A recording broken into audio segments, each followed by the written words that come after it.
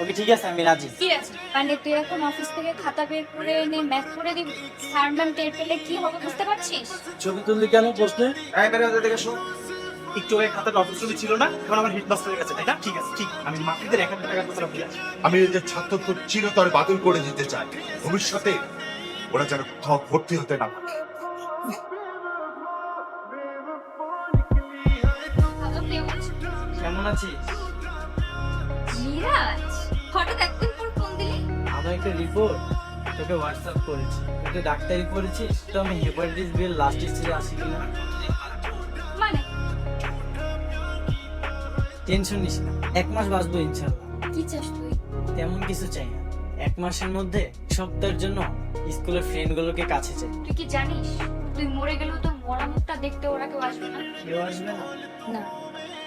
আচ্ছা তোর মনে আছে সেদিন ঝামেলাটা কোথা থেকে শুরু হয়েছে? শব্দ সামারছি, আমাদের ফ্রেন্ডশিপের ভাঙনটা আরোহীকে নিয়ে শুরু হয়েছে। তোর মনে আছে সেই দিনটার কথা? শান্ত বেঞ্চ বাজিয়ে গান করছে।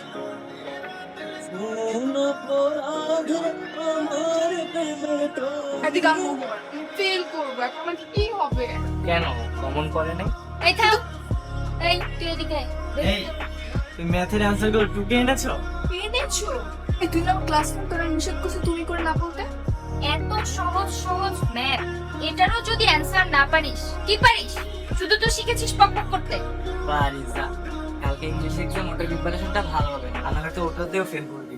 আর ফেলের সংখ্যা যত পারবে, বাবা মার টাকা নিয়ে সংখ্যা তত পারবে। বাবা এটা বলেছে ফেল করলে বিয়ে দিয়ে দিই। বিয়েটা কার সাথে দিয়ে জিজ্ঞেস কর। রিক্সাওয়ালার সাথে। রিক্সা চালাতে পারিস? আর ওকে রিক্সা চালানো শিখে একটা সিস্টেম আছে আর ওকে পাস করানো। কি সিস্টেম?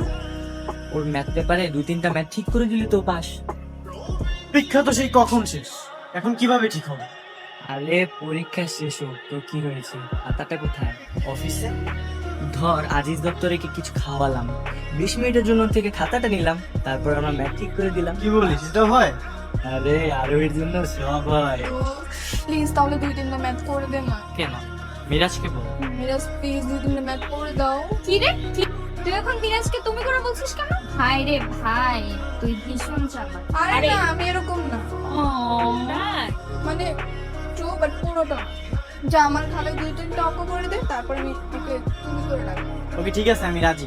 মানে তুই এখন অফিস থেকে খাতা বের করে এনে ম্যাথ করে দিবি? স্যার ম্যাম টের পেলে কি হবে বুঝতে পারছিস? তোর এগুলো করার কোনো দরকার নেই। তোরা সবাই বন্ধু নামের কলঙ্ক। বন্ধু মানে ডেয়ারিং কেয়ারিং শেয়ারিং, তোদের কারো হেল্প লাগবে না, থাক তোরা। কি হয়েছে বলো? ভাই আমাদের একটা কাজ করে দিতে হবে, 500 টাকা দেবো। কি কাজ? আমাদের ম্যাথ পেপার গুলো কোথায়?